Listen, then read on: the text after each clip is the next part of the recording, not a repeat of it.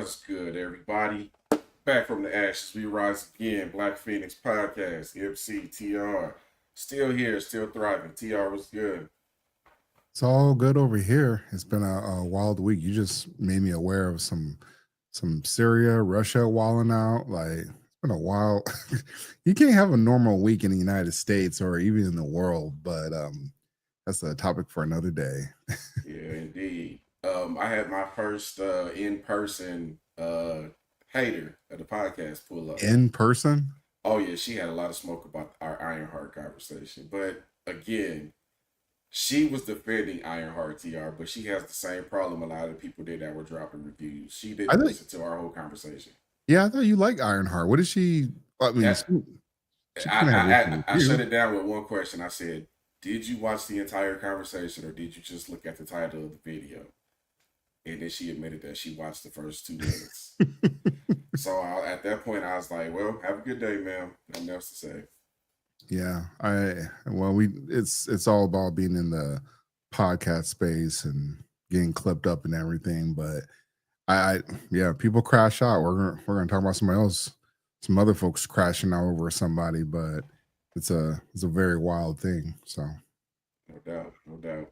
So but yeah, our first topic, I believe we are going to talk about. Actually, I just had the list up here. Sorry, gang. MC, what was our first topic we're going to talk about? You want to just jump right into Superman? Was it Superman? I thought we were going to do something else. Oh, the parking spot brawl. There All we right, go. let's start with that one then. That's what it was. Sorry, guys. Argument. So this is there's a and it's flying under the radar because it's one of those things where it's the usual suspects, but this occurred in I want to say New York. And I didn't realize people in New York do silly stuff like this, but apparently they do.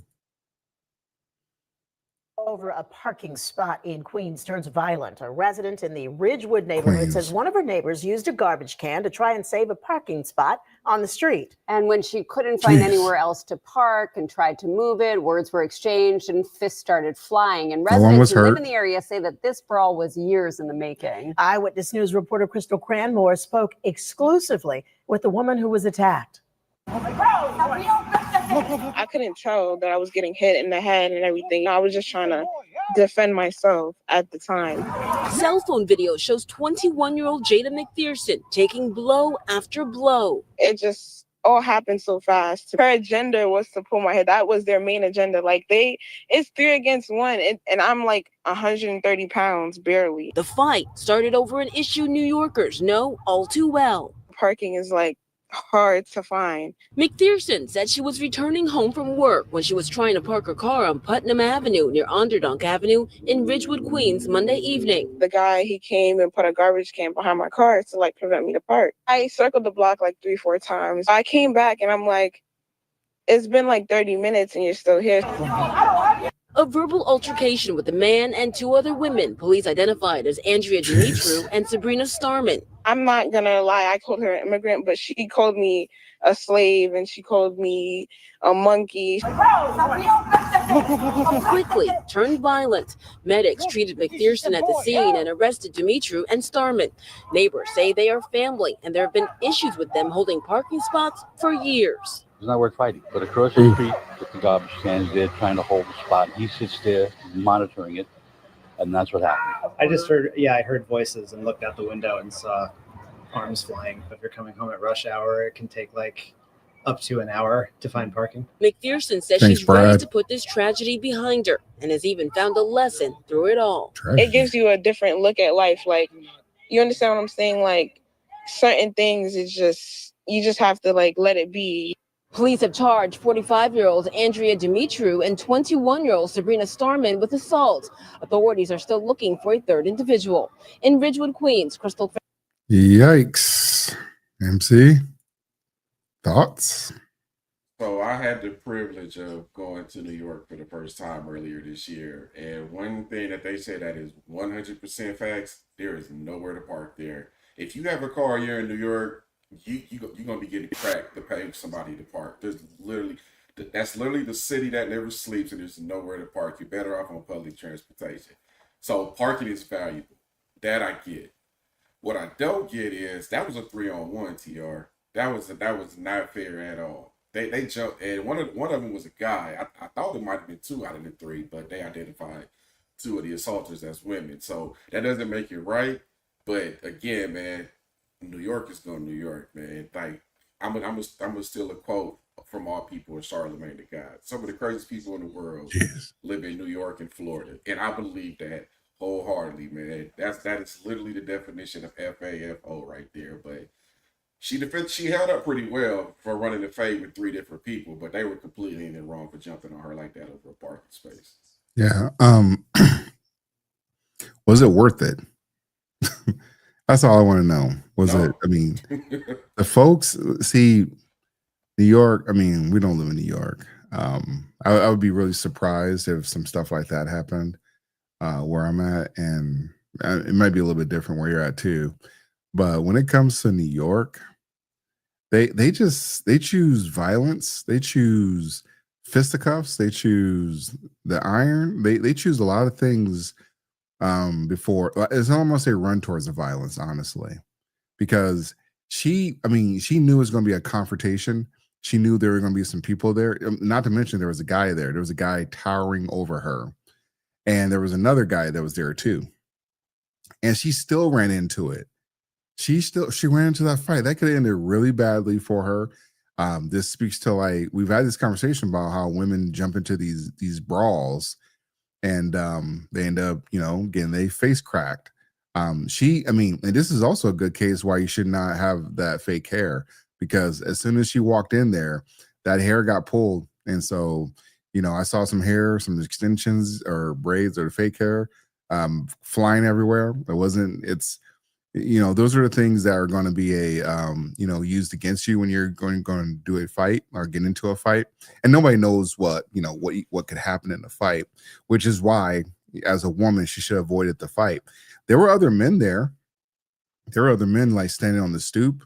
There were like two guys. I mean, I think they were older too, but there were older men there that could have, jumped in. But, with New York, people don't be jumping in like that. And so I understand why they don't jump in, but she should have avoided that fight. Like, I know these people wanted parking as an issue. Is getting your ass whooped, is that more important than getting a parking spot? No, it's really not. But again, New York is a different breed. Parking is very valuable there. It's so rare. I'm so serious when I say this. You can't park anywhere. But that being said, I'm also assessing the situation. I do this anyway. Anytime I go any place, I kind of gauge where I want to park. I look at escape routes. I look at any potential threats. I don't know. Maybe I guess you can call that a trauma response. I don't care, but I'd rather be safe than sorry. It sounds like she wasn't fully aware of what she was walking into. Nah, she was fully aware. She just wanted to fight. Okay, so that if you want to fight and you know that you're outnumbered 3-1, Yeah. that kind of speaks on. I don't want to disrespect her intelligence, but it's not very smart. If what you're saying is true, then I got to take a look. I got to take a couple shots at her intelligence. Yeah. I think she was naive about what she was walking into. She mentioned one person tried to put trash cans there to reserve the spot, so she might have thought it would have been a one-on-one situation. Also, I don't know if she saw it escalating the way that it did, but I don't trust people not to act crazy anymore. I don't. well, you got to remember too. She said, I mean, when I saw this story trending initially, I didn't hear the first part where she said, I did call them an immigrant, and they started using slurs against her. I don't know what they said. I'm pretty sure they said, the obvious words, but it's like, you still charged in there. You didn't have nobody there with you. And if a guy had been there, he would have crashed out over a damn parking spot. Or, hopefully, a guy could have said, hey, it's not worth it. We just got to find a different venue, a different spot though, because what's the point in, like, get into a fight? And, especially at 3v1, she walked into a 3v1. She was like, this is something that I want to do, and I might get my face cracked in. Yeah, they're going to arrest the people that assaulted her, but it's like, damn, that was just not smart. And it's something that women, for whatever reason, they're just, I was just thinking about this the other day.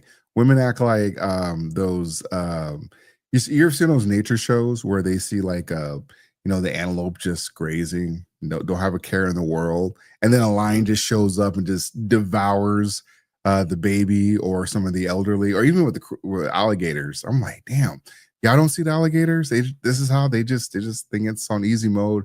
There's not a care in the world until danger shows up. And she walked right into that danger. She could have, honestly, that could have ended really badly for her. She could have fell on the ground, cracked her head, and it would have been a terrible story. Yeah, another thing, man. Whoever was recording, Yeah, I forgot about the cameraman. yeah, no, the whole thing was being recorded, and everybody has a smartphone nowadays, so you really can't get away with anything. And I did see a couple of guys toward the end waited. If you're going to do that, you waited way too long to do it, by the way. But if you're going to intervene in a situation with strangers that you don't even know, I'm here to tell you, you better off contacting the police and not physically getting involved, Yeah. because you never know if those people are going to turn on you or not. Yeah.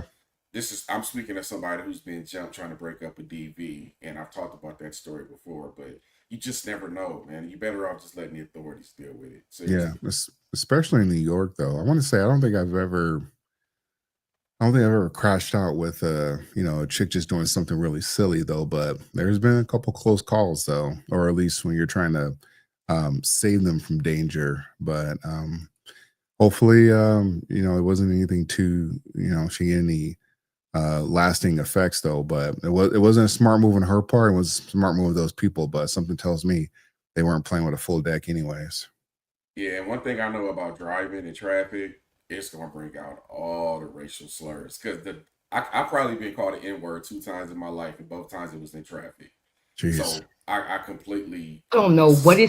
something about driving pisses people off. I think there was a story down here in Arizona not too long ago where we had a road rage incident where someone ended up getting shot and killed. Oh So yeah. that happens too, and at least in New York, they got very strict gun laws right there. New Yeah. York is kind of anti-2A, but down here in AZ, you got to be mindful of that when you're talking to people and interacting with people too, because you don't know what anybody's carrying. Yeah, facts. So, all right. Oh, I didn't even have a banner up on that first one. Whoops. Sorry, gang. Hey, it happens sometimes. Yeah. All right. So we are going to pivot to Chicago schools going bankrupt. And Chicago doesn't make it to the show as often as I thought it would. And it's probably because there's a lot more interesting stuff that goes on. But Chicago schools going bankrupt is part of the reason they're going bankrupt, and we'll get into the video, but it's to their own doing. A lot of these school union, or these teachers unions, a lot of them are doing things, or they're negotiating these types of budgets that's in their favor, but it ends up bankrupting the schools or the school system.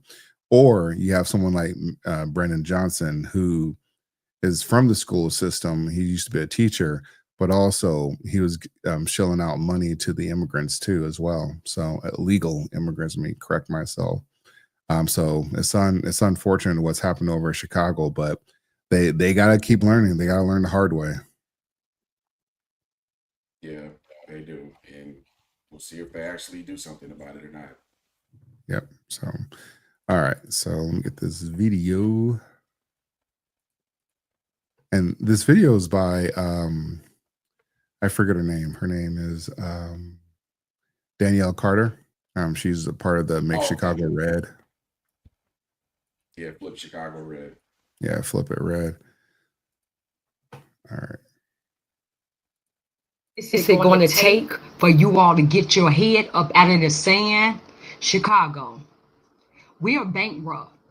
I don't know if you all heard it, but CPS is bankrupt.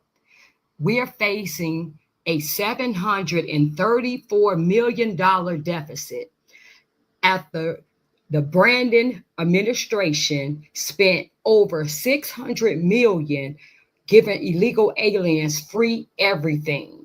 Now, because they prioritize illegal aliens.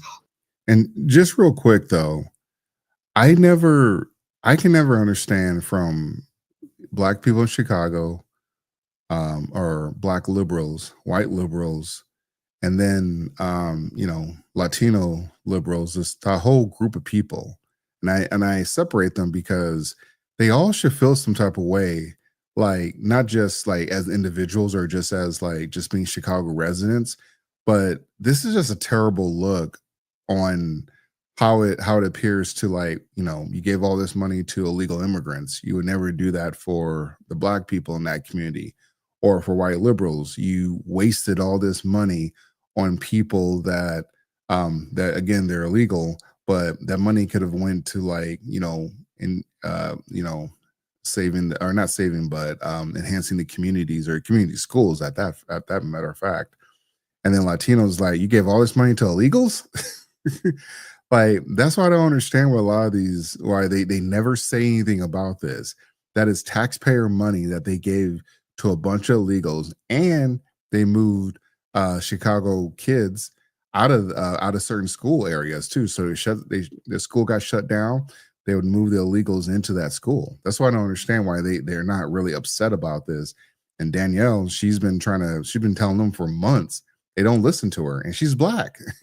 If you have a problem with listening to white liberals, fine, but you're not gonna listen to her. One thing about us though, TR, we tend to be a reactionary group of people. We wait until it hits the fan to start getting outraged and taking action. And honestly, I think she was being generous with the budget deficit that Chicago has, because I started researching this when I knew we were going to talk about it. Yeah. Chicago's budget deficit is expected to be $982 million for the financial year of 2025. And then in 2026, it's expected to exceed $1 billion, which probably explains why Brandon Johnson tried to raise taxes, I think 2 or 3 different times, and Flip Chicago Red played a major part in shutting that down. Unfortunately, though, we're talking about education, and we know that there's lots of cuts being made to everything, right?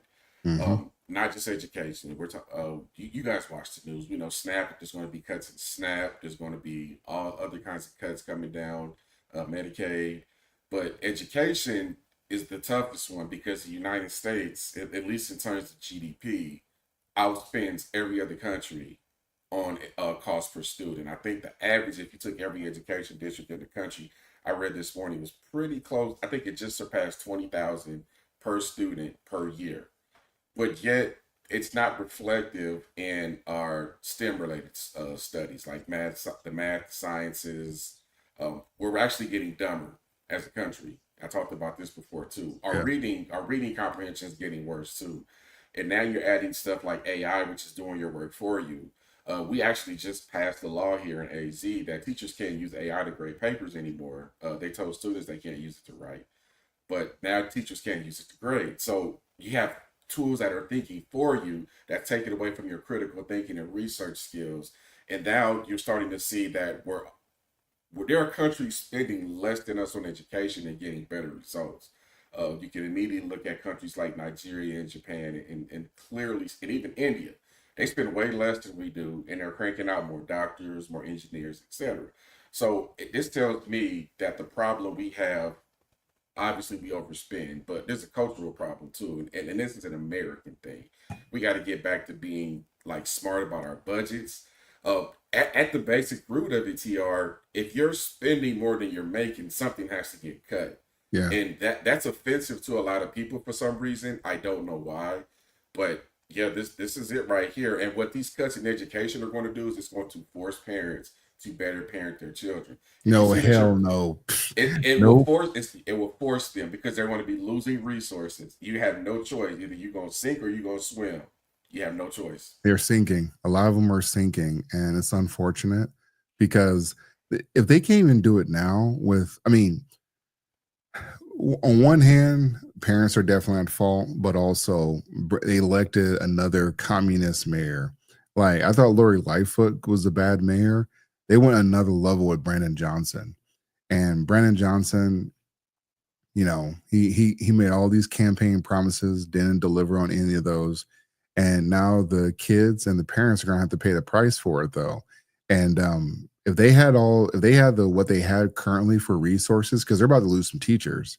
So if they currently have the teachers, if they have the resources now and they're about to have less, they're not going to change. That it's going to be worse. And it's unfortunate that those kids have to pay the price for it though. This is why school choice is important. This is why homeschooling is important, because when you elect these non-business folks into like to run a city, run a state, this is exactly what happens. And you would think with like the Pritzker, who is a billionaire governor, you would think you would have a little bit more common or know-how when it came to like doing setting the budget though. But you know, Chicago's already in deficit, and Chicago's looking to the state to fucking help them out. And that's not gonna, I mean, I guess he could help them out though, but I don't know where they're gonna find the money at. They're gonna keep cutting stuff, but they're not gonna get the money. They're laying off 1,400 people in Chicago public schools. As of Yeah. that, this article was published on July 11th. Yeah, I think I said But check this out. 14 I just days, did another. Here's another problem. The average students per class in Chicago right now, kindergarten, 28 students. 4 through 8, 31 students. That's a lot of students matched up with teachers, TR. Yeah. There's going to be less specialized help. There's going to be less resources. The kids are the ones that are going to pay for this, but you constantly Honestly, mismanage your budget year after year after year.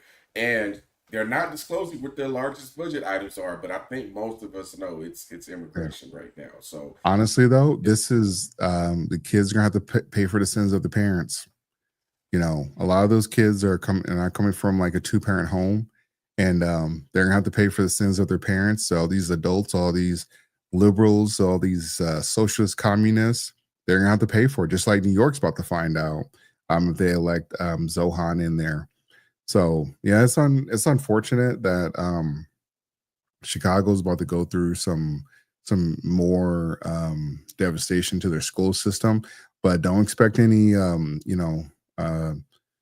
kids coming out of the Chicago public school system though, because it's not going to be good.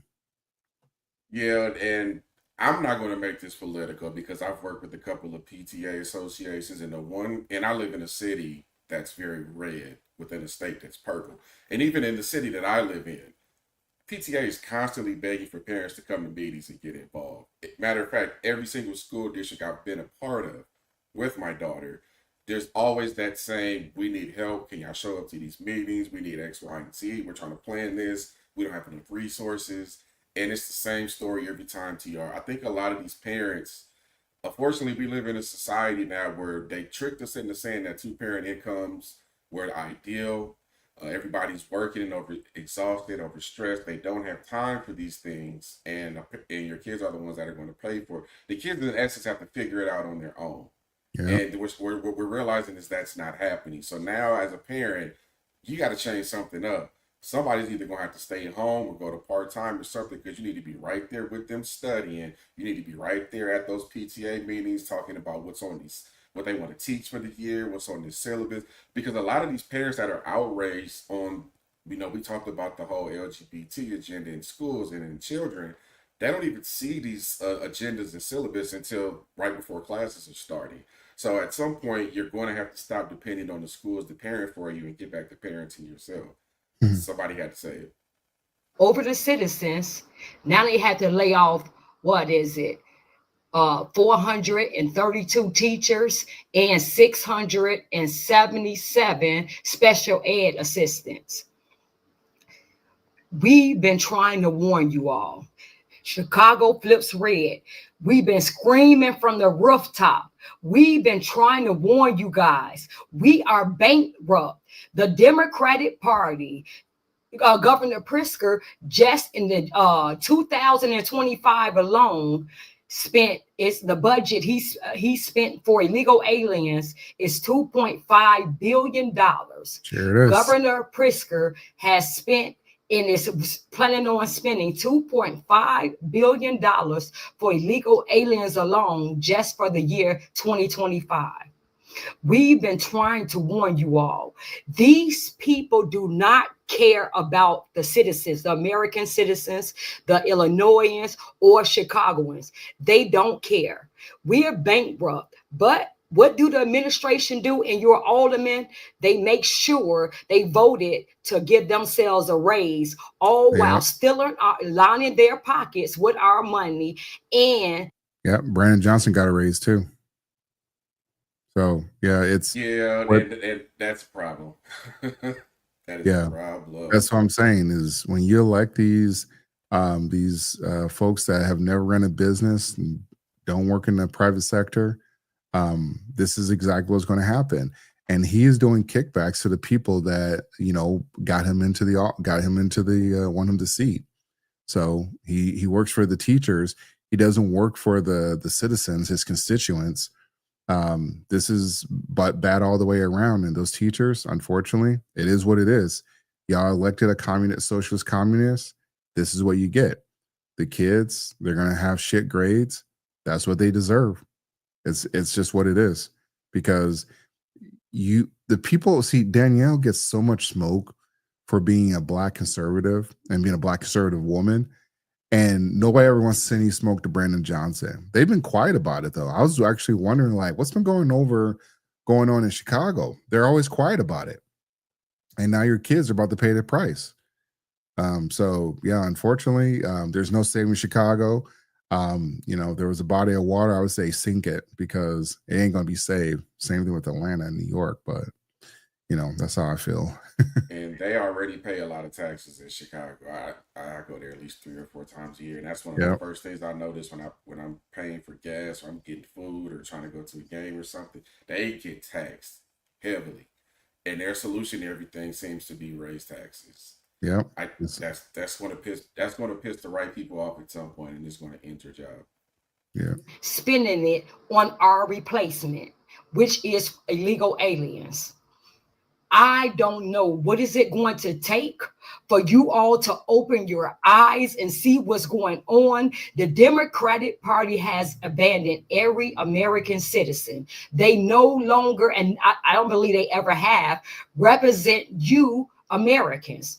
The Democratic Party is the party of illegal aliens and trans. That's the only people they represent. We have to do something and wake up. We can't keep allowing this. If Chicago don't get it together, it's over for us. Yeah, see, this is where I disagree with Danielle. It's been over. She's still operating on trying to save Chicago, and maybe we'll see what the midterms look like. But these people are so TDS. I mean, I go back to New York. They have TDS so bad that they don't want to elect Mayor Adams, which people forget Mayor Adams is still in the race. But because he cooperated with Trump, they want to get him up out of the office, get him up out the paint.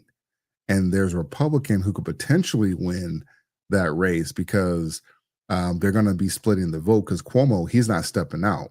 So if Cuomo's in there, Adams in there, and that Zohan is in there, they could split the votes where a Republican could win and hopefully return New York to, what it used to be. But unfortunately, Danielle, it's a wrap. It's a rap ski. Like I like her as a content creator, and she's trying to keep that message alive. But she said whatever it's going to take. They had Lori Lightfoot for 2 years. And now they got Brandon Johnson. They have no smoke for Brandon Johnson. Brandon Johnson used to be leading up to the election. I mean, he was getting cussed out his first year. I don't be seeing a lot of those conversations anymore. And the aldermen, just like Danielle said, they gave himself a nice little raise, and Brandon Johnson got a nice raise. I think he negotiated, or he's trying to negotiate a pay package for the teachers as well to get a nice pay package for the teachers union as well too. So it's all corrupt, man. So I'm starting to get used to this AI because it pulls articles faster than I can. So I did a quick search. Tell me if you think all of these cities that I'm about to name are red or blue, TR. These are the cities with the largest budget deficits. And I pulled this from Governing Magazine and CNBC. New York City, Chicago, Portland, Honolulu, Philadelphia, Los Angeles, San Francisco, Seattle. Jeez, all socialists and all blue. these are all cities with massive budget deficits. So at some point, I think as a people, when do you say what we've been doing isn't working? Let's go back and fix this. Now, here's what I'll add a little bit more. I do believe that funds that were quote unquote allocated for illegal immigrants is a big part of this. But I know another thing that's crippling a lot of these cities, they're underfunded pensions for like police and fire and etc.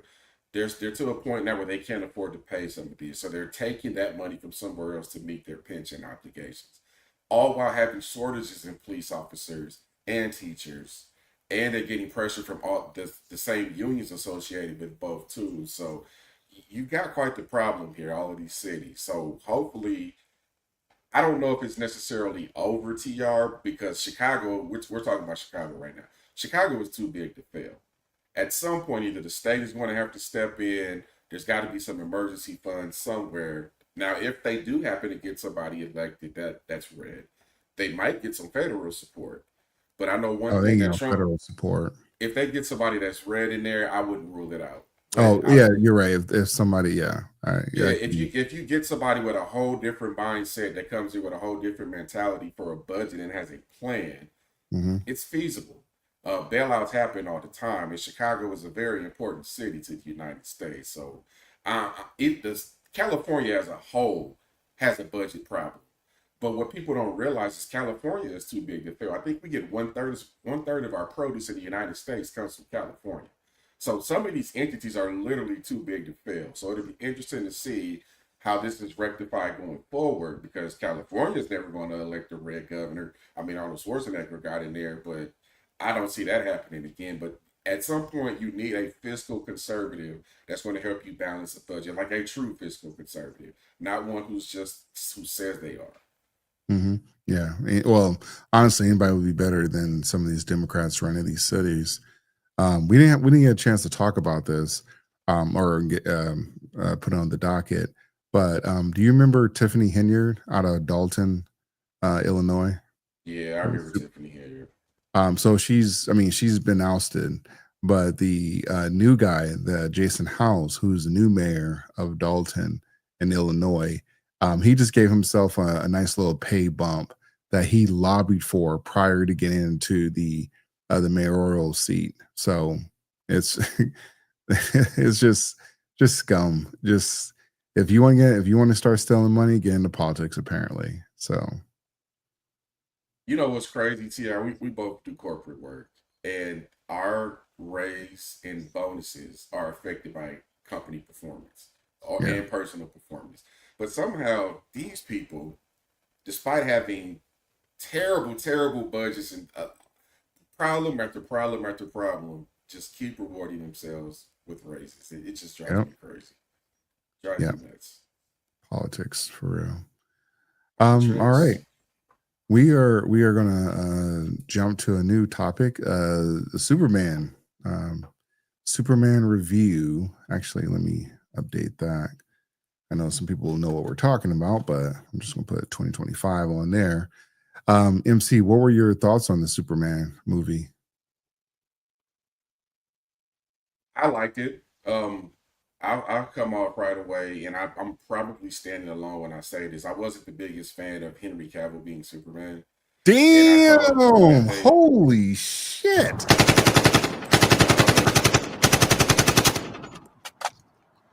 I was now some of I that was wasn't his. expecting Some of that. that wasn't his fault though. Some of that wasn't his fault because he is a good actor. I just don't think that was the right use for him. You already said it. So let's go ahead. No, I said what I said. I'll stand on it. Like I said, sometimes you can be a good actor, just not have the best role. I don't think that was the case. Well, I think that was the case here. And another thing, I think that Gunn is probably going to turn DC around. I know the last couple of movies they did before this was him just releasing everything that was in the chamber. Even that Flash movie, which a lot of people kind of hated, I thought it was cool. Yeah. But that Ezra Miller guy, I didn't like him as the Flash either. But So he's MC, recasting everything. The casting of this movie was great. I don't think I think this was a better portrayal of Superman because if we're being honest about this, TR, he had Midwestern / Christian values. He really didn't like to fight unless he absolutely had to, and they didn't overpower him like they did the last Superman. They tried to make the argument during that Justice League movie that he was faster than the Flash. You want to talk about overpowered and overstated? Nah. I don't know, MC. They're gonna the comic folks that know the comics. So I want to say I feel like super. Well, we're not comic bros, but I feel like there's been some conversation. I think it go either way, depending on who's writing. Is going to say Superman's faster than Flash.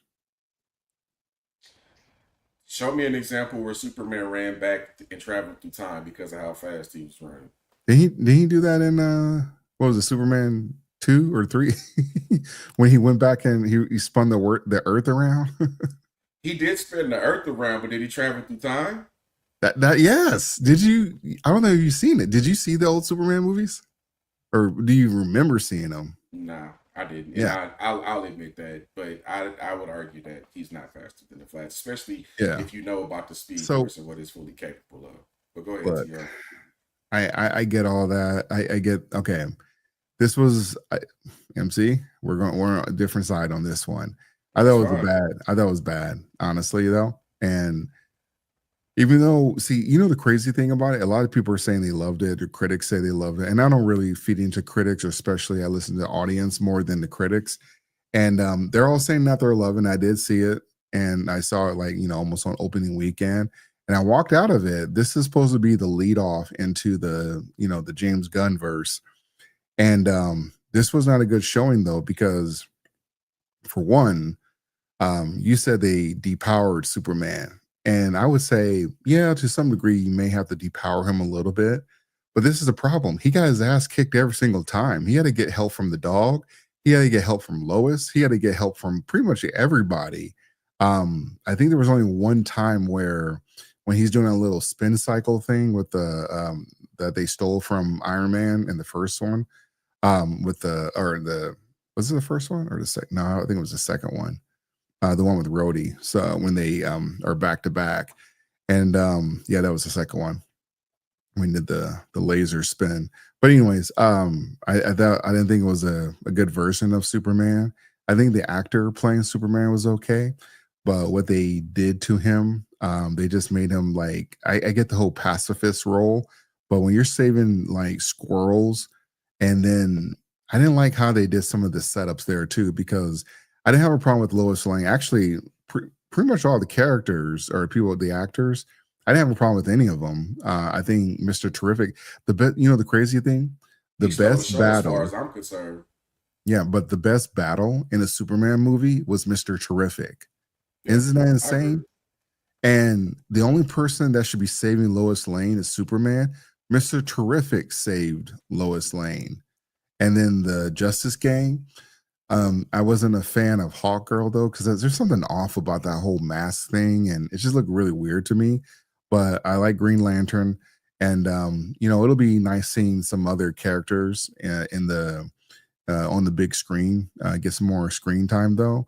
But I mean, Mr. Terrific, most people by and large really love Mr. Terrific's part, and though I wasn't aware of Mr. Terrific until I had to look him up, see how OP he was. And he's a great DC character. As far as like the fighting with Superman, like I said, it was just BS. I got tired of Crypto. Crypto was annoying as hell. Even towards the end. Oh, also this is spoilers, so if you ain't seen it, too bad, so sad. But when he gets to the end where, Lex is like crying and he's trying to have a moment with Superman, telling him like why he's doing what he's doing, Crypto just comes out of nowhere and interrupts that moment. Like, I thought he was about to say something profound. I thought he was going to be like, you know what? I don't give a damn, Superman. I am who I am, and you're a fraud, and I'm going to prove that. Prove it to the world. So you won this time, but I'm not going to go away or anything. Which he probably won't go away. I even thought the Lex guy, I think he was okay. He's not my favorite Lex, but I thought he was okay for the most part. Oh, we don't really disagree. Yeah. As far as like Ultraman, I looked up Ultraman. Again, we're not comic bros over here. Some of this stuff is on the surface level, but we looked at, I saw Ultraman, And I was like, man, Ultraman is actually pretty, badass in the comics. He has this whole thing called the Crime Syndicate, what is the evil version of the Justice League. And I was like, damn, that's Ultraman. I was like, okay, cool. But in the movie, he comes off like Bizarro. Like he's being told what to do, how to fight with Superman, who moves at the speed of a bullet. And Lex has enough foresight to say, hey, this is what he's going to do in a split second. And then when they interrupt that, the communication, the dude can't fight anymore. That's not Ultraman in the comics. That's more or less Bizarro, in my opinion. Yeah, I think you being a little bit too harsh, TR. Let me start with some other stuff. I haven't even started. Superman himself. So this is supposed to be a younger version of Superman. He doesn't even realize his full potential of power until we get closer to the dark side stuff and the Crisis on Infinite Earth stuff. I know, but according to the movie, in the beginning, they said this is like the last. I think they said 3 years, but it might be 7. Anyways, he wasn't just a regular. That's fine, TR, but he's still a younger Superman. I think we completely disagree on Lex Luthor. He was such a good character that everybody in the theater, when I watched it, hated his guts. So that tells me he's on the level of me. His acting in that movie, you know how in Game of Thrones, the lady that plays Cersei, Lena Headey, she said people still hate her to this day for that role that she played as Cersei. And I think he's got the potential to evolve into that type of Lex Luthor. Now, Mr. Terrific, did you ever watch the show Arrow on CW? I knew he was on there, and I never got. They changed the sexual orientation. They made him a complete beta. Wait, what do you mean, Mr. Terrific's a guy? Would they change? They made him gay, and they made him a beta on the Arrow TV show. He was gay. Now, I've never heard them talk about his sexuality in the comics, but I've always assumed him to be more of an asexual type anyway. But this was a better portrayal of Mr. Terrific than that TV show ever did, and I'll stand on that too. But I like the casting here. I think they're setting themselves up. The end credits were kind of, I didn't get anything out of those. They were mid. Yeah, they were very mid. But the movie itself, I got excited about it. This is the weakest Marvel has ever been, and I think DC is going to make back some ground based on some of the stuff that James Gunn wants to do. He's doing some great things with DC right now. I don't know if you see Creature Commandos, but that is an amazing animated show. I'm okay with Peacemaker, Creature Commandos. I saw both of those. Thought that was great. There was what was the other one he did? I can't. I'm blanking on it. But Peacemaker was pretty good too. Yeah. So the problem with Gunn, and I'm starting to realize this because I said this last week when we were talking about Kevin Feige and Ironheart. James Gunn may have peaked, and I say that because he did great with Guardians of the Galaxy. Okay. And when he left, and I forgot why they left. Either he got fired for being silly or something. Some bullshit happened. But so James Gunn, he goes over to DC, hits it out of the park with Peacemaker and Creature Commandos, and then one of his first acts was to get rid of Henry Cavill, and so it's like, okay, I mean, people actually liked Henry. But it wasn't like he was a terrible actor, and they could have really expanded on that. But he wanted to do his own thing, which I get it. Hey, you're the director. You've been given the keys to the kingdom, so do something about it, though. But the problem I had with the whole Superman thing was he made him too much of a pacifist. He didn't even use his full suite of powers. And the most egregious thing that I thought was like, there were two egregious things. First was that garage door opening scene. I was like, this is so stupid. You didn't have to put that in there. It was like the movie was trying to be fun. It's like it was trying hard to be funny. And then when it got a little serious, it was like, okay, this is dumb, because the scene where Lois and Superman, or Clark, and then he switches to Superman, when they're doing the interview, it sounded like they're going somewhere. And I was actually okay with that because she's asking like very basic questions. And Superman, it gets on that, is he bigger than a program? Like, and I think he is, because he's Superman. but he did go over there and just do some wild stuff. You would think uh when Superman went over there, that was, and symbolism for the United States messing with Israel and Iran. You would think that was, he was trying to sneak some activism in there. But for the most part, though, they really didn't go any layers deep with him, other than Superman is just kind of he's not a good fighter, and he is he ended up being outshined by other people in his own damn movie, and this is supposed to be the jump off into the gun verse. This movie has to do, maybe this movie is probably going to do like 500 600 million, and that movie is expected, and it should have done 800 900 million, but it's not going to get there. I think he kind of shot himself in the foot because right as they were doing the pub for this, he made it political, and I get it. And I almost didn't say it because of that, but I still saw it. You want to tie Superman to immigration, fine, whatever. That's I think the movie would have did great without you doing that. I get the argument, but it looks kind of panderish to me. Like everybody would have enjoyed this movie. Most people would have enjoyed this movie without that.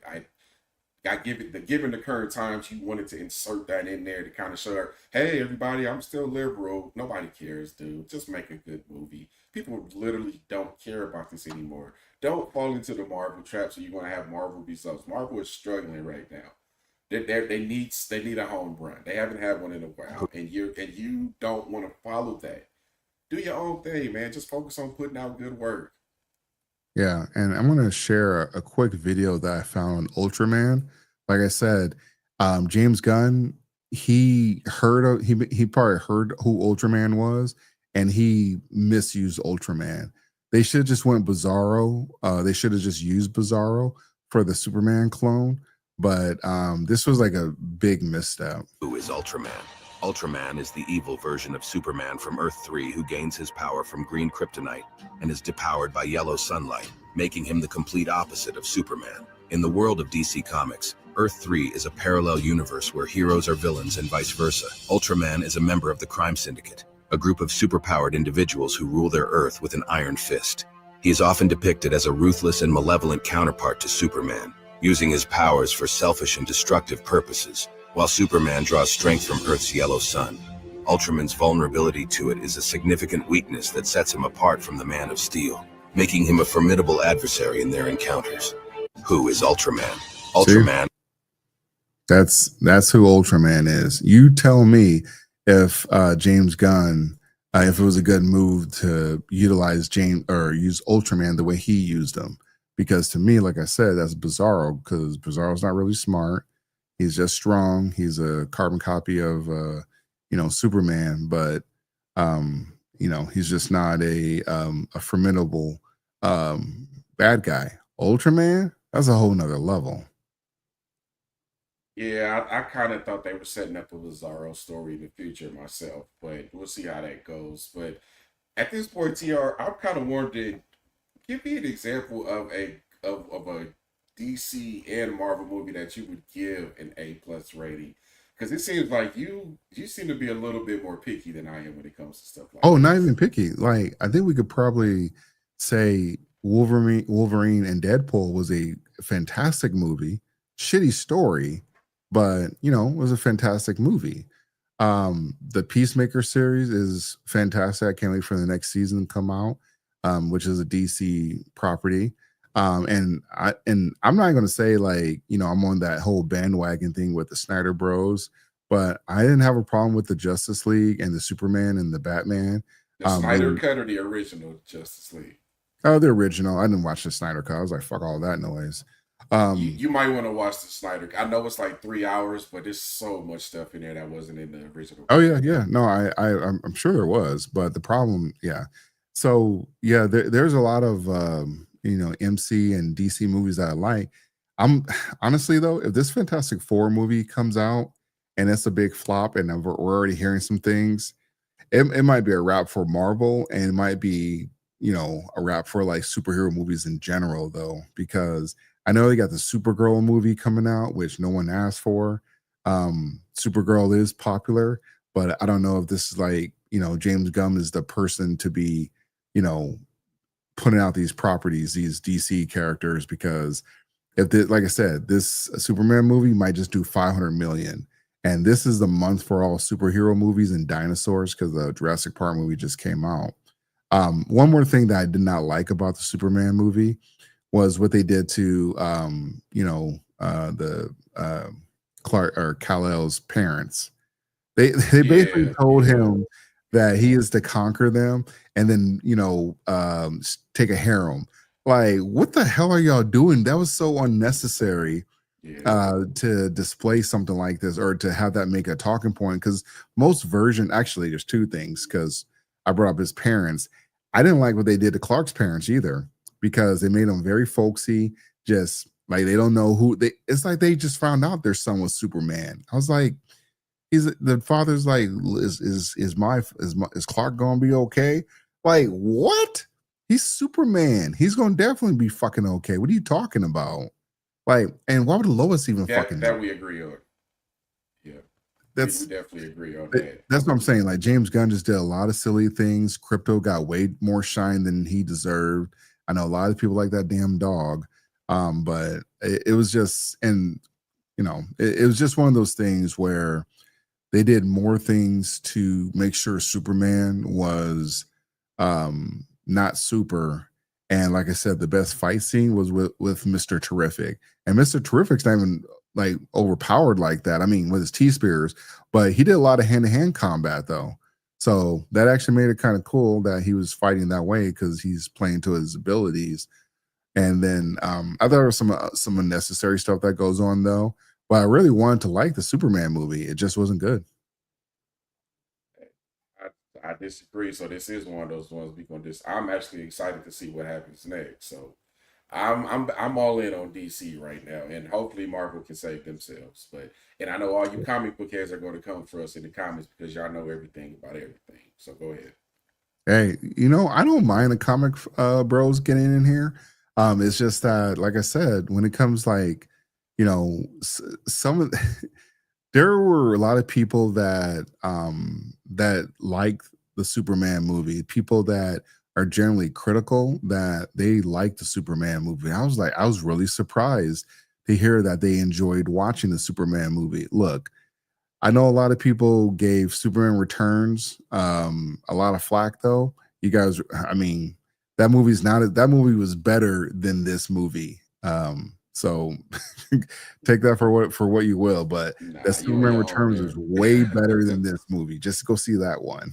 you on your own with that one. I say I like it. I say go check it out. But y'all decide for yourselves and let us know. Well, catch it on streaming.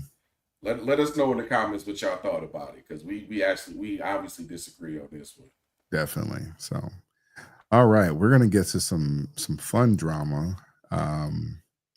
Your favorite player, Angel Reese, is making the airways. Actually, well, not specifically Angel Reese herself, though, but just some comments from people. One of the Shaq is anytime Shaq's on the microphone and he says some wild stuff, I know a woman was involved or around it, because generally that's what Shaq goes viral for.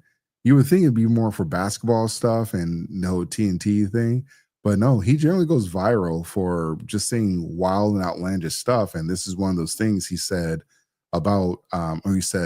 regarding or in defense of Angel Reese. Are you familiar with this story, MC? Slightly.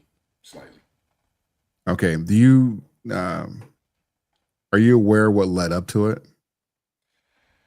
No, but I can put two and two together and figure it out. Okay. Go ahead. Give me some background. Yeah, you're probably not the only person. So anyways, RG3 had responded to a tweet that someone made of Angel Reese, or a picture that someone made of Angel Reese. I'm not going to pull it up. If you want to see it, go look for it. But essentially, so Angel Reese was announced to be the WNBA player on the NBA 2K upcoming game, which I would say you should have picked. I mean, let's just take Caitlin Clark off the table. Why didn't you pick Asia Wilson or Nafisi Colliard? Like, there's a couple other WNBA players that you could have easily picked. Actually, I don't know if Asia Wilson was already on there, but I know if Nafisi Collier has not been on there, and she's killing the WNBA right now. She's probably going to get MVP this season. Excuse me. But she's been crowned the WNBA player for the game, and someone had made a picture of Angel Reese. You know, brace yourself, but it was a picture of a monkey on the cover. And when you're on X and you know all this AI stuff, people are going to be shitheads. People are going to do some foul stuff. They're going to say crazy things about you. Especially on X. You can't get away with that on other platforms, but on X, it's Wild West on there. But I didn't really, when I saw it, I was like, damn, it's in poor taste, I guess. But RG3 had wrote up a whole long, he retweeted the picture of the person that did it because he wanted people to know that this is a shitty person that did this. And he wrote up a long post about why this was a shitty post. Not that you have to really explain it though, but RG3 went out of his way and, you know, put a message behind it. And boy, did he get dragged for it. He got dragged by Angel Reese's camp. He got dragged by Bernice King, I want to say. He's getting dragged by Shaq. And I think somebody else I sent you, might have been Gilbert Arenas. I think he simped out for Angel Reese as well too. But they're all going after, RG3 for retweeting the picture. And it's like, well, he's telling you what happened. He's actually defending Angel Reese, but, you know, doesn't matter to them folks. So let me get Here's another piece, though, TR, because I just hold on. While you doing that, let me just add something real quick because I just saw this on Sports Illustrated. Apparently on July 10th, RG3 posted that he's been in contact with someone. This is according to Sports Illustrated. RG3 has been in contact with someone in Angel Reese's camp, and he has confirmed that she hates Caitlin Clark, just completely despises her. This is what RG3 tweeted on July the 10th, according to Sports Illustrated. And that apparently that got Angel Reese riled up and wanting to respond to. He called him a liar, but she called him a liar, basically. He said that's not true. But yeah, and he said he said he's not backing down. Yeah, and here's the thing: if she wants to debate that she doesn't like or she hates Angel Reese or Caitlin Clark, I mean, Shaq does mention that though, but it's like, do you not dislike her? Do you have a problem with her? Because anytime you guys have a game against each other, you end up getting a bunch of flagrant fouls. Right? That's essentially what we see happening every single time. The Sky versus the Fever. So if you say you don't hate her, I can't tell. You know what I'm saying? That's tough. No, I'm about to run the clip. Go ahead. Tweet another monkey post. Oh, speaking of man, RG3, tweet another monkey post about my girl Angel Reese. I'm punching your fucking face. Okay? It's enough. Like, I don't usually do stuff like this, but just stop it, bro. You got your job, you got your podcast, leave my Angel Reese alone. I'm the one calling her and telling her not to respond. Fucking stop it. That's the last time. Okay? Thank you. What? It's not real hate. If you look around what's going on in this real country, that's hate. This is sports. I'm not supposed to like you. It's a shame that all the stuff you did in your life, you're going to be remembered for your podcast. You're going to be remembered for your podcast. That should tell you you're not that fucking great. I don't want to be remembered for Shaq's Bit podcast. I do not. Like, leave those girls alone. You already spoke on it. Let it go. So what? He hates her. So fucking what?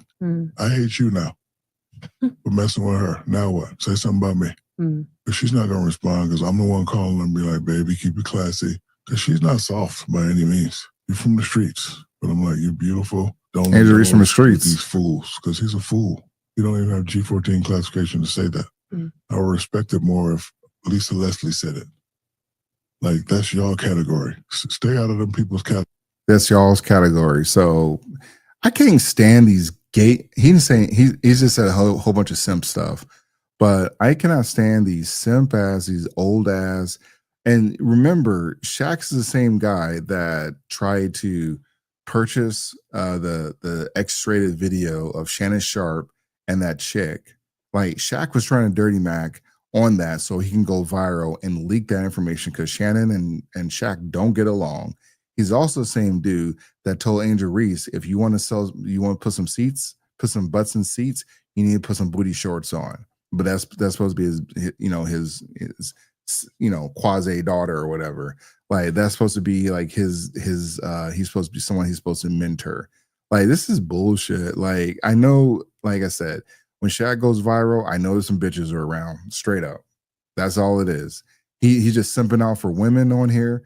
He's just simping out just to kind of tell everybody, though. It'd be one thing if we didn't know what Shaq has been doing in behind the scenes, though.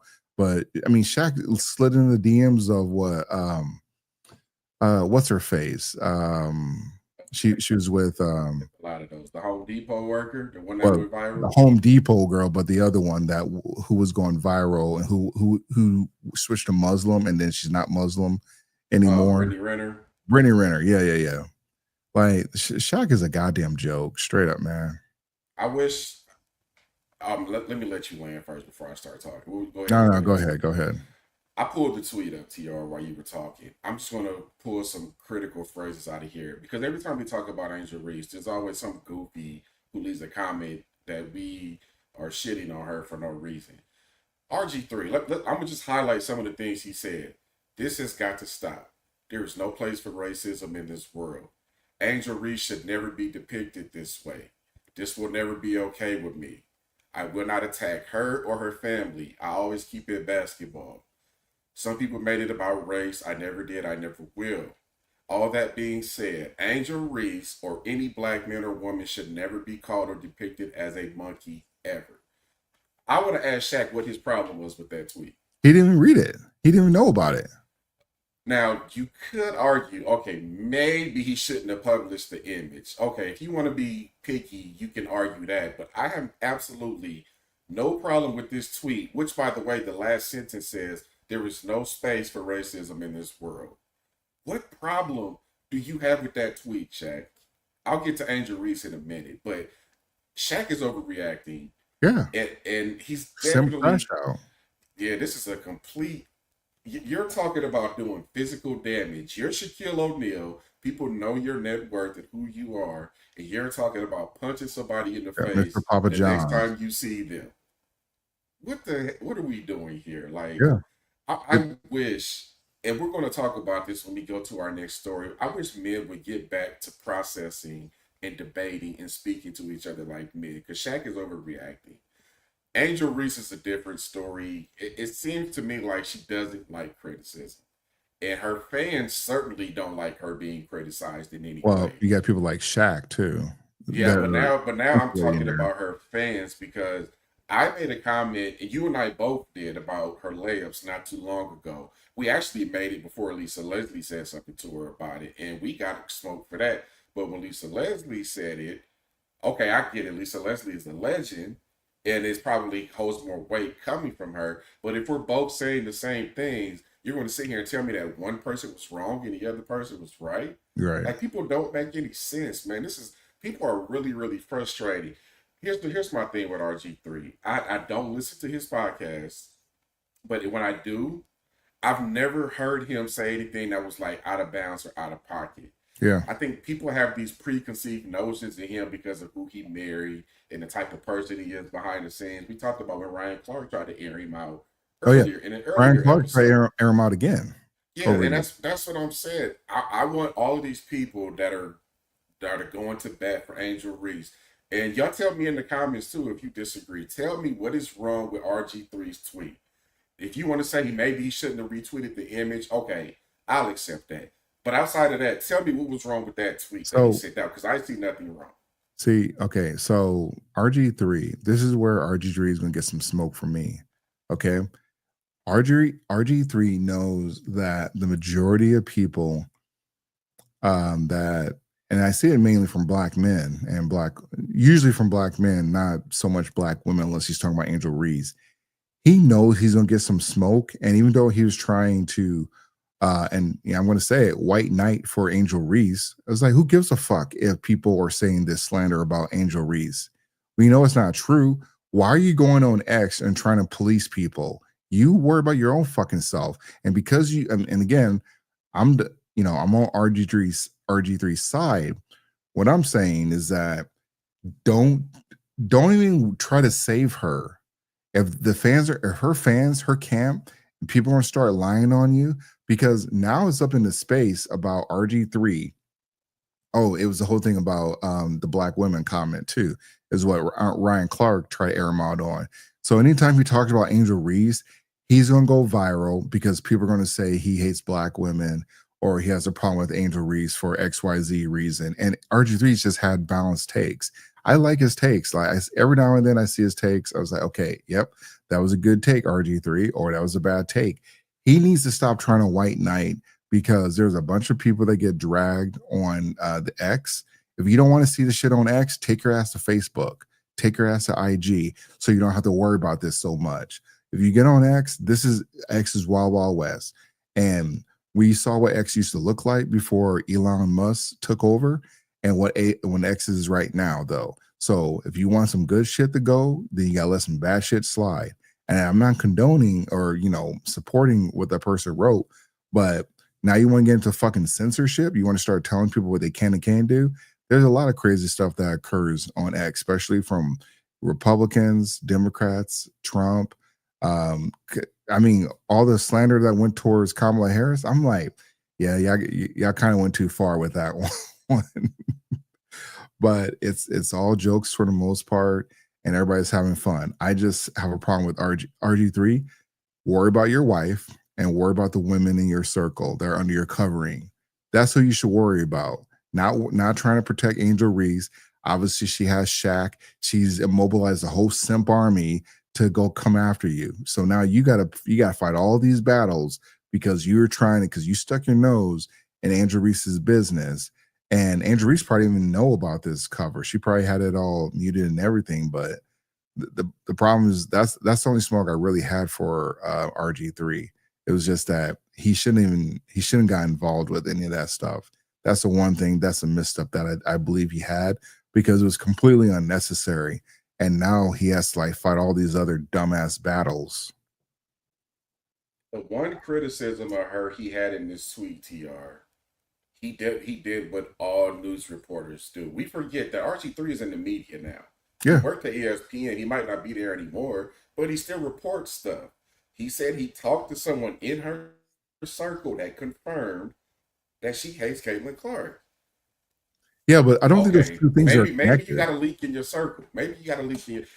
So what I'm trying to do right now, TR, just so you understand, I don't understand why Shaq is pissed. Now I'm trying to understand why Angel Reese is pissed. What in this tweet pissed off Angel Reese? No, she hates RG3. It's because of that first interaction.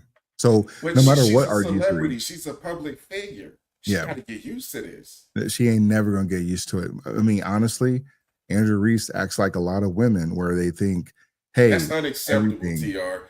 You cannot sit here and demand equality. She says she should be paid as much as LeBron. Yeah. You would think how much crazy stuff do you think LeBron hears on a daily basis, especially about his son? You would think that's the most egregious things that she has said. But the problem is you have people like Shaq, Gilbert Arenas, Ryan Clark.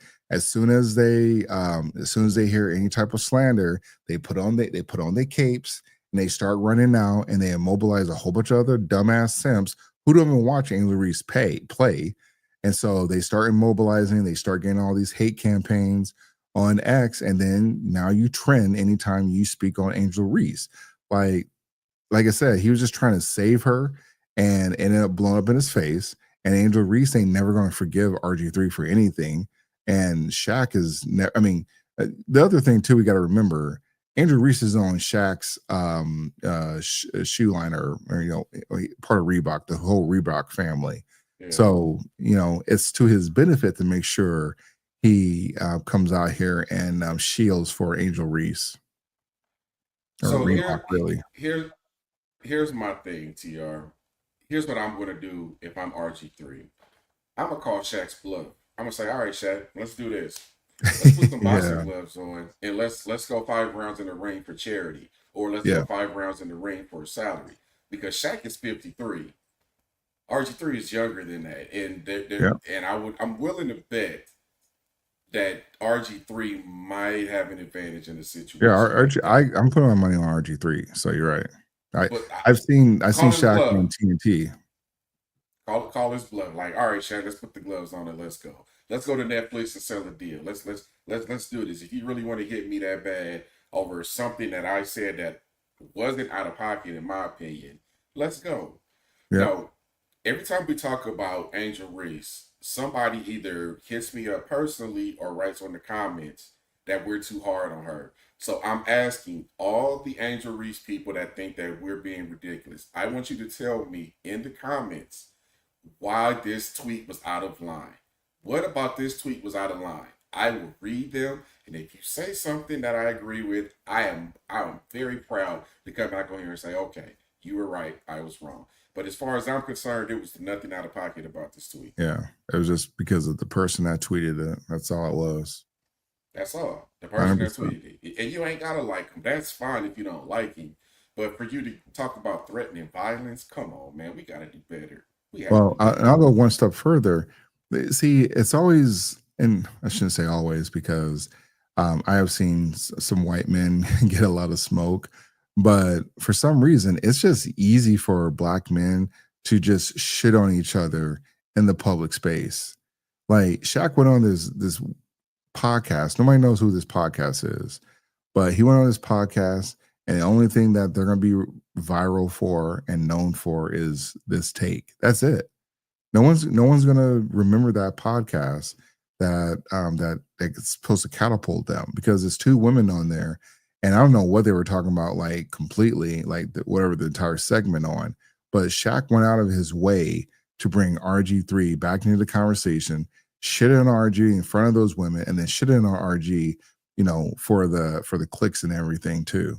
So, RG3 probably should call his bluff though, but then it's like, now we're back to this bullshit. Like RG3 is like, enjoying life with the family. He got his pink toe girl or his wife in the background of some of his podcasts. He posts a lot of videos about his family, because I like it when RG3 posts some, cool stuff he's doing with his kids and everything too. Because a lot of people don't like posting about their kids or their family, and RG3 does it. And so it's nice seeing that, he has a very tough skin. It was just that some of the stuff, he puts himself in unnecessary situations, in my opinion. But he's gonna keep doing what he's doing. I don't think he's moved by it. Also, what I know, he had one more follow-up to that whole Angel Reese thing. He started talking about God and everything. I was like, come on, Sky Daddy ain't got nothing to do with you being reckless on X or social media. I hate when people try to bring God into the conversation after they get flamed on social media. God has nothing to do with any of this shit. Nothing, one bit. And so when you try to do stuff like that, I think that's a little disrespectful. Just my opinion. I agree. People like to bring God into stuff that has absolutely nothing to do with God, and it happens a lot. Yeah. This is crazy. And Shaq is one of my favorite players. I can't believe this, man. This is wild. I can't believe this. Yeah. Yeah. No surprises. So we're going to get to the main event, which is the Joy Taylor firing and some reactions behind it. So before I pull up this video, MC, were you surprised that she was fired? And also, were you surprised how quickly it was?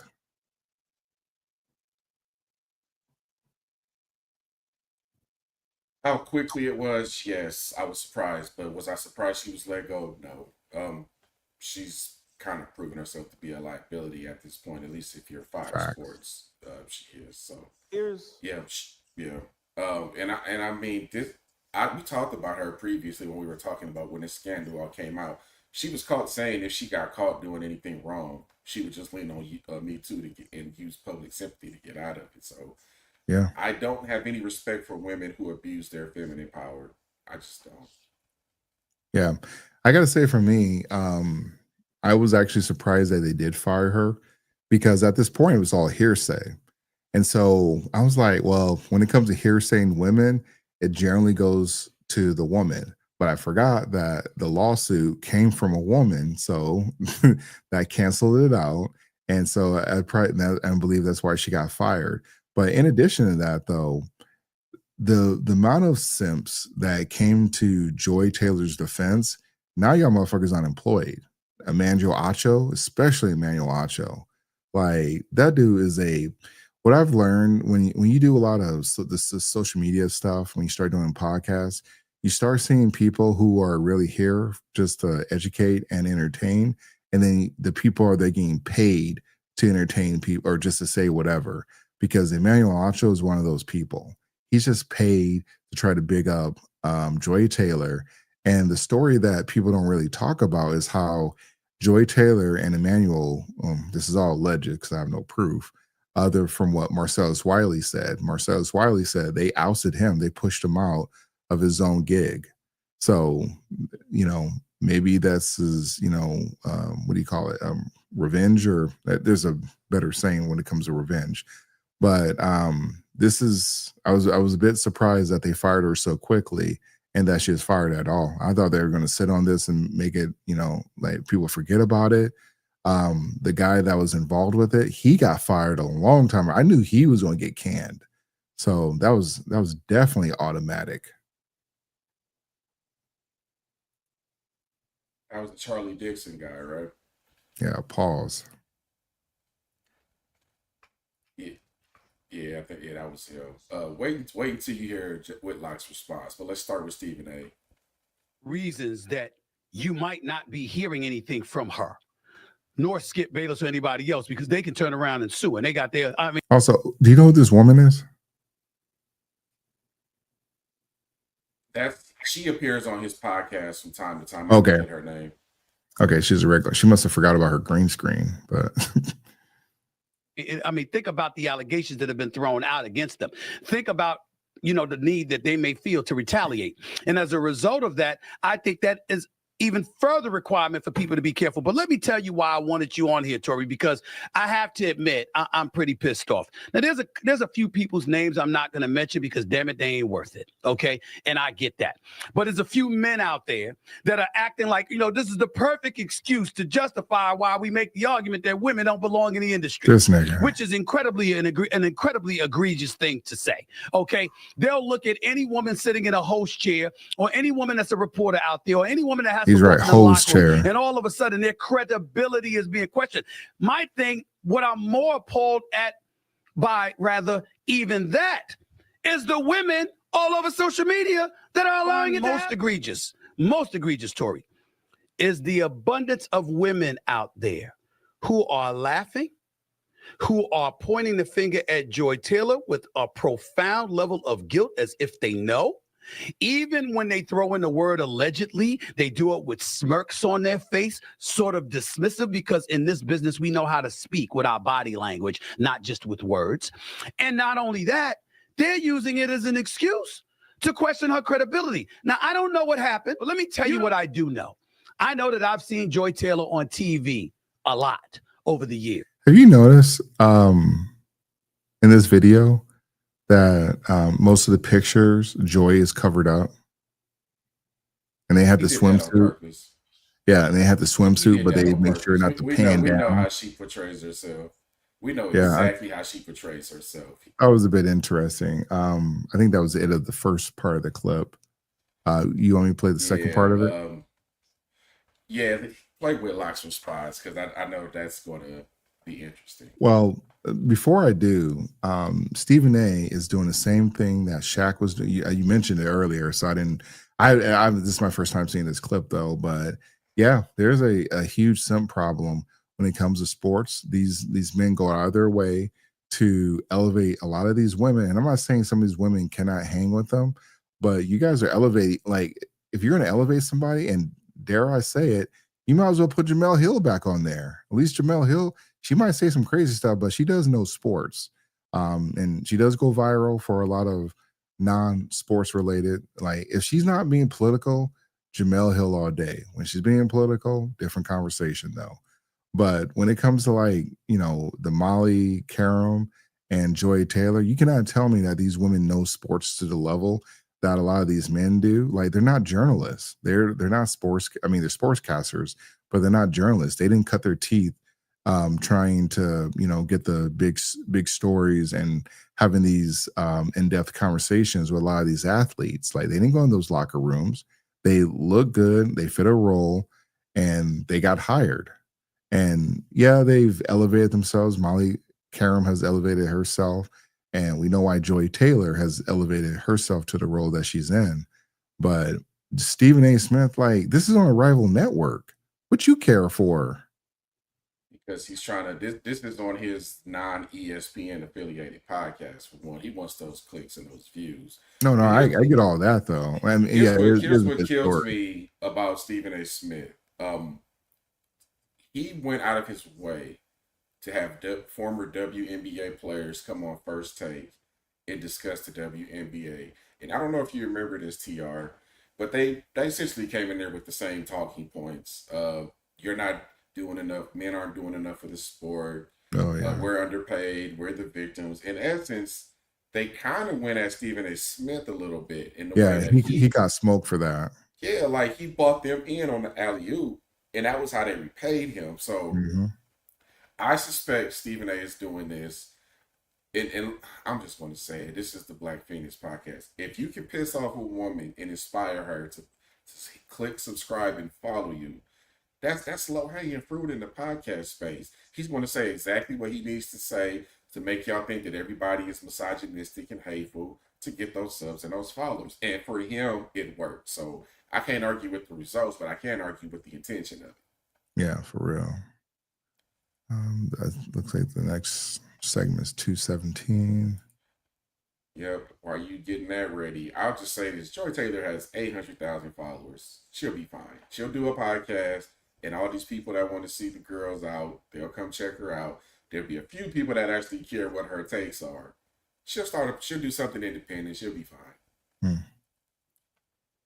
This is what I mean when I say these people are installed and they're idiots and they're there to distract you. Yeah. And like, how dare I question the credibility of Joy Taylor? Stephen A., I question your credibility in the strongest way possible. To sit here and to pretend like, oh, I've only questioned Joy Taylor or women. Are you kidding me? I've questioned the entire industry. Right.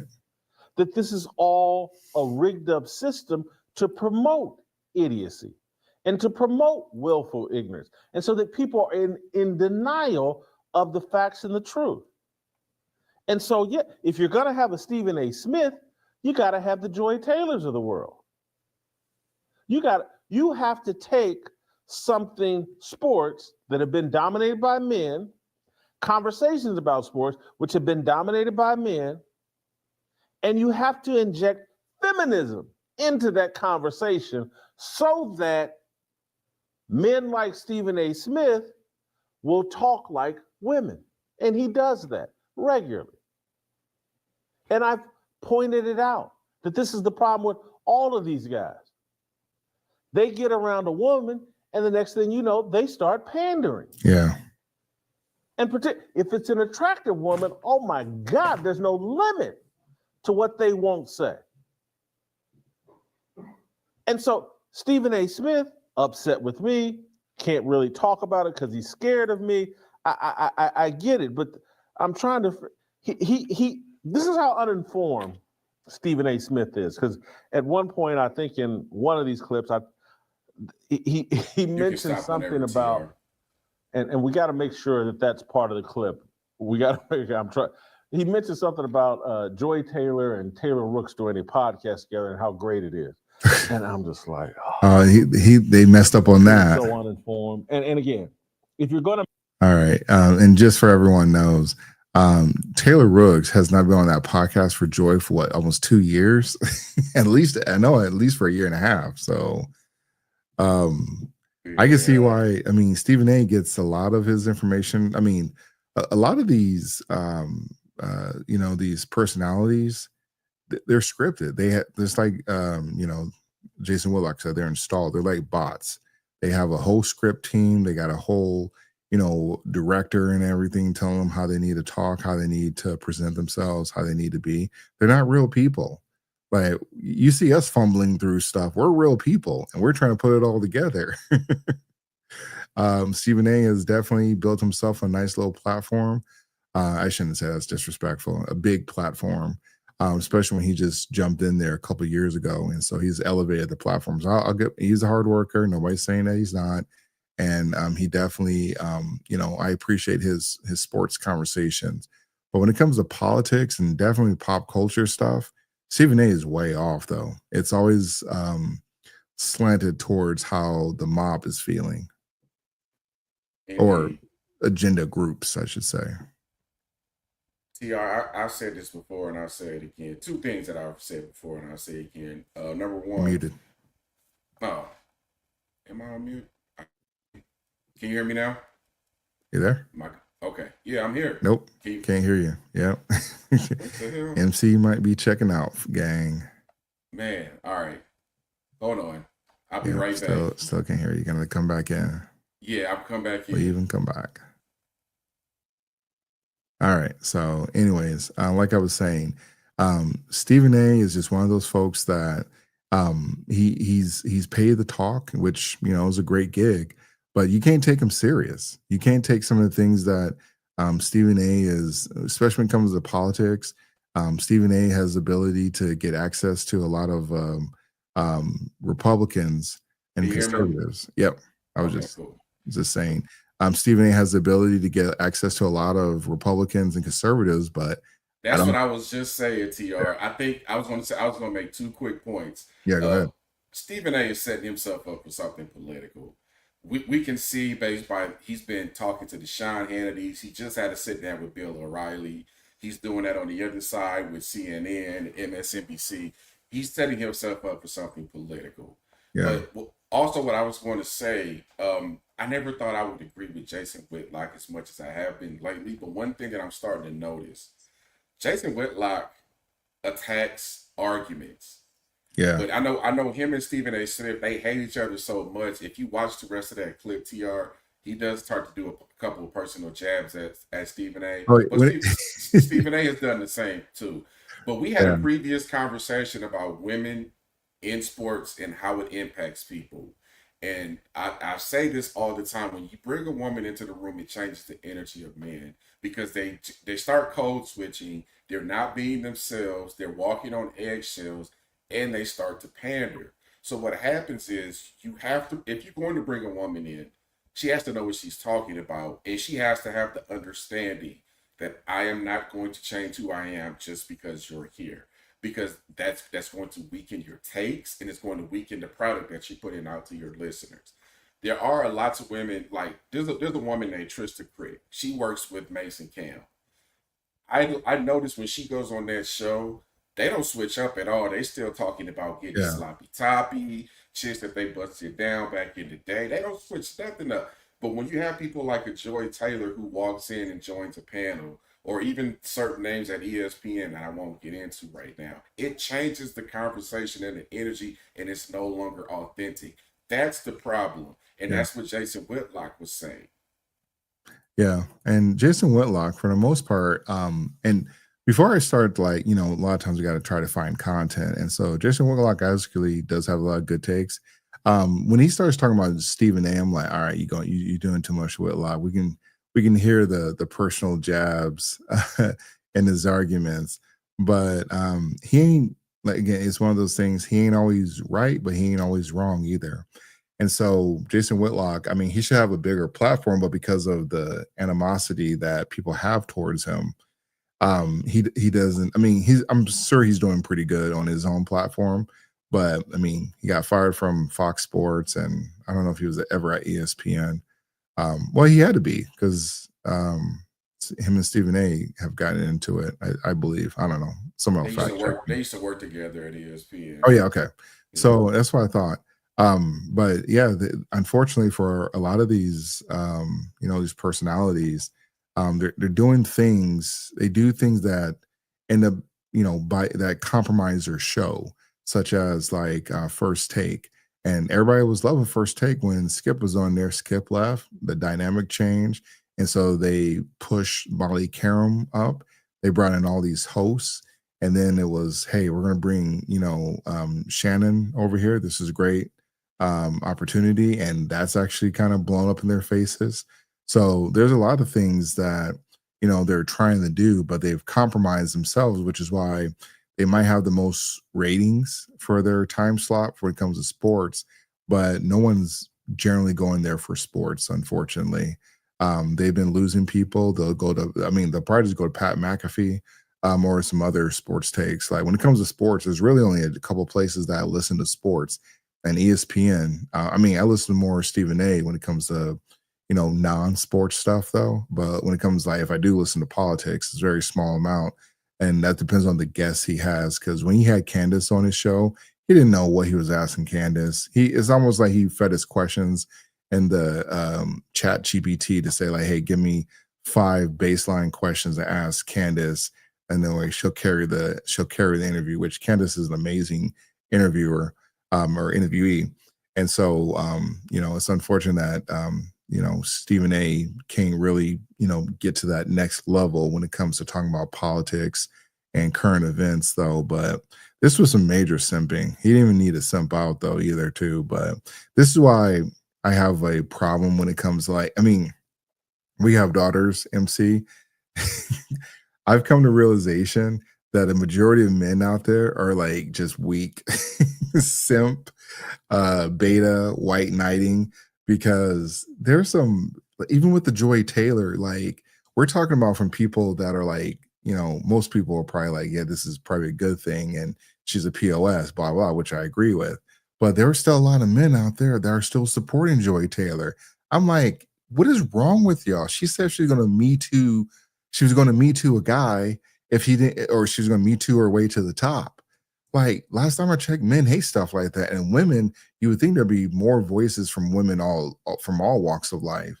And I imagine most of those conversations are coming from women just on, social media posts.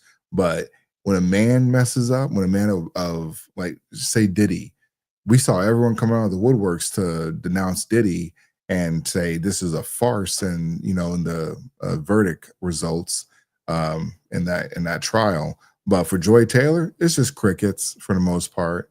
No big voices have come out and said, hey, yeah, Joy Taylor fucked up for that. Messed up. Here's Joy Taylor in a nutshell. We have a mutual friend that we both know, TR, and I had this conversation with him. Oh yeah, I already know what's going on. I played the clip of our last conversation because remember, we shared news articles. Everything we said about Joy, we substantiated. Yeah. His response was, she's still fine though. So that tells me that you skipped over everything that I just said, including using Me Too to get a fake advantage over your peers. And you skipped over all of that just because she's attractive.